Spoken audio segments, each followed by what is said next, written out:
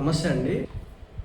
Joseph Vijay Tamil Nadu వాడు కాబట్టి ఇక్కడ సీఎం అవ్వగలిగినాడు. కానీ అదే ఆంధ్రాలో అయితే కనుక ఆయన ఒక పార్టీ పెట్టుంటే కనుక ఆయన కనుక సిద్ధాంతాలతో ముందుకెళ్ళే ప్రయత్నం చేస్తుంటే కనుక ఏ స్థాయిలో అటాక్ చేసేవాళ్ళు చేసి ఉండేవాళ్ళు అంటే సింపుల్గా పవన్ కళ్యాణ్ గారు ఎగ్జాంపుల్.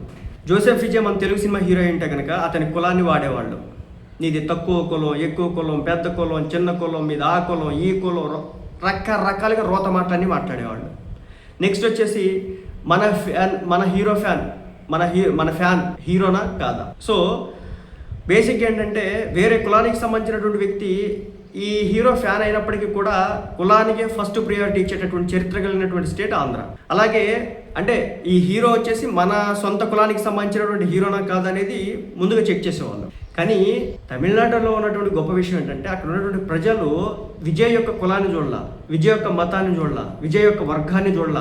డిఎంకే మీద ఉన్నటువంటి కోపాన్ని విజయ్ మీద ప్రేమగా చూపించినారు. పవన్ కళ్యాణ్ అనే వ్యక్తి రాజకీయాల్లోకి వచ్చినప్పుడు 2019లో సింగిల్గా పోటీ చేస్తే అసలు ఆంధ్రాలో సిపిఎం పార్టీలకి బేస్ లేకపోతే టీడీపీ వైసీపీ లాంటి రెండు పార్టీలు ఢీ కొడతా ఉంటే ఏ స్థాయిలో అతన్ని అటాక్ చేసినారో, ఏ స్థాయిలో అతని పార్టీని చంపాలని చూసినారో మర్చిపోతే అలా.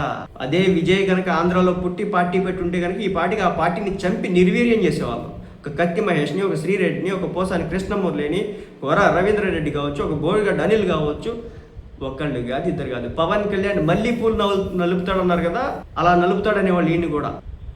ఇక్కడ లేడు కాబట్టి అక్కడ సీఎం అవ్వగలిగినాడు.